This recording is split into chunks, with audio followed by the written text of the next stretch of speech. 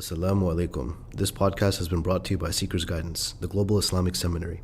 Help us spread the light of prophetic guidance to millions around the world by becoming a monthly supporter. Make a small donation at SeekersGuidance.org/donate. As little as $10 a month can help people find life-changing guidance. Can you speak about what's acceptable and what's not regarding work for Muslim women who want to please Allah and take care of their children and husband, but want to pursue a career, and this is not for any financial needs?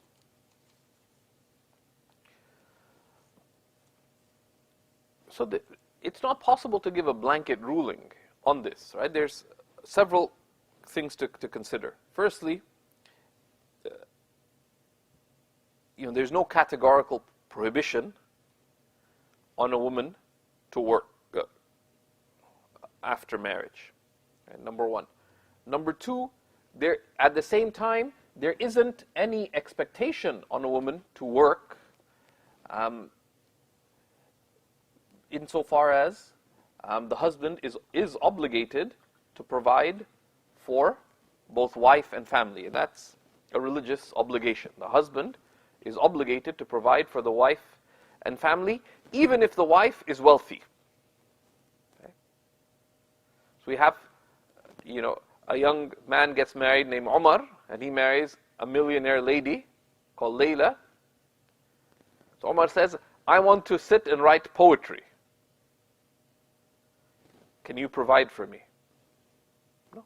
Even if she's wealthy, she doesn't have to buy a slice of bread for herself. Okay? He's obligated to provide for her. Now they can agree to the contrary of that, but so that's something to keep in mind. The third thing to keep in mind is that while in anything, the guidance of the Prophet ﷺ has come to us with the perfect balance. Previous traditions talked about virtue as being a balance, and the idea of the golden mean in things. But the Prophet ﷺ showed us not the golden mean, but the perfect mean, the perfect balance. And part of that is, that khairul umuri awsatuha, the best of matters are the most balanced. And there's balance when all considerations are given their due. And one of the considerations is that of the greatest things one could do in society is to raise children. Right? That is one of the greatest of tasks. And while that is not all that a woman is for, right? That is not to be denigrated.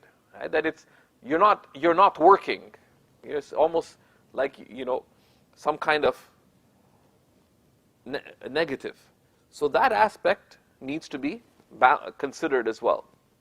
And with that, the great virtue of motherhood, with that, what would be in the best, what would also be in the best interests of the children, of their well-being, all things considered.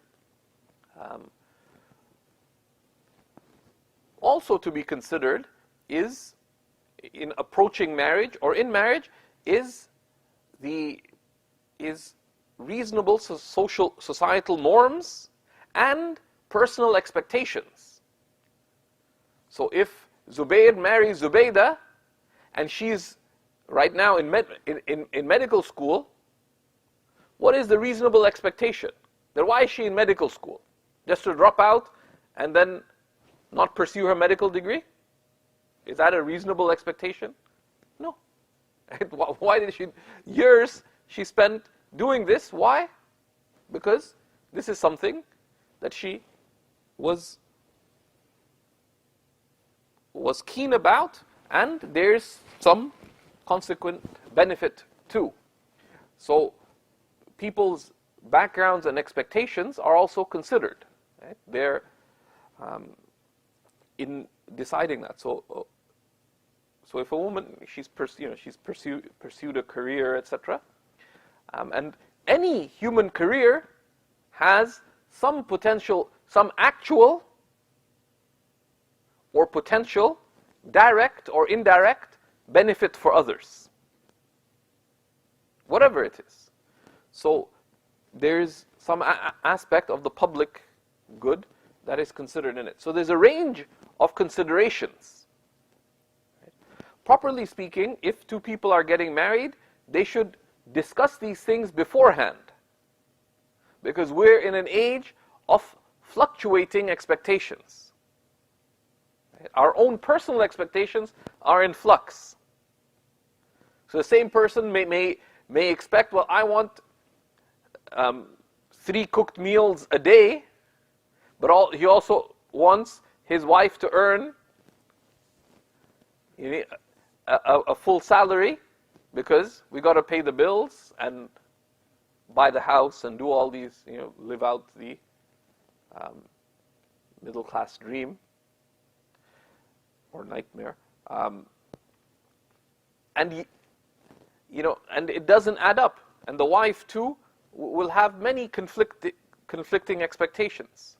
So these things before marriage, that's why many of the scholars urge that people should have written, besides the marriage contract, which too few people have written marriage contracts, properly thought out, that secure and clarify rights, to also have a marriage agreement in which the key areas that affect the marriage are discussed and agreed upon beforehand, at least broadly. And one of the most important is with respect to the wife's studying and work, also related to how they will handle finances, children, and other such areas. The class that we have on Seekers on successful marriage touches upon contracts and marriage agreements and the key areas to look at in properly addressing those. Thank you for listening. This podcast was brought to you by Seekers Guidance, the Global Islamic Seminary. Visit SeekersGuidance.org to access reliable Islamic knowledge taught by qualified teachers. We offer a wide range of courses, podcasts, articles, and a world-class answer service. Support us in spreading free, reliable Islamic knowledge to millions around the world by becoming a monthly supporter. Visit SeekersGuidance.org/donate and make a small monthly commitment today. Our beloved Prophet, peace and blessings be upon him, said, "Whoever guides someone to goodness will have a similar reward." So don't forget to share this podcast and spread prophetic guidance.